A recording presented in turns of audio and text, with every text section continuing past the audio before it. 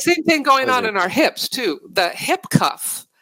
And we're like, wow, you mean you have to move all the muscles in the hip, front, back, side, and back? Yes, you do.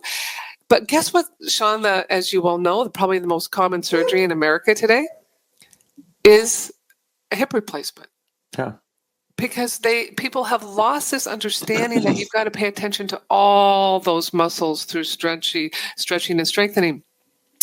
And I say, if you can do the work in the book, you will never need a hip replacement. Because hip replacements only happen when people are living in these bodies insidiously and they're not moving them. And then all of a sudden they have pain and the doctor goes, oh, good Lord, you're bone on bone. How'd that happen? Well, 30 years ago when you fell and that muscle got ticked off and you never did a darn thing about it because you're a man or a woman who's too busy or whatever the case might be. We create these problems for ourselves.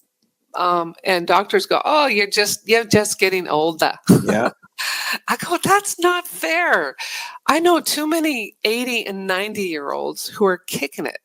Now, I don't know more of them that are kicking it than more than are not, because our society is not supporting people to move through their pain and have confidence in their human body, right? So that's why I wrote the book, because, in healthcare, you can't spend 3 hours talking to patients. Well, and sometimes they need that.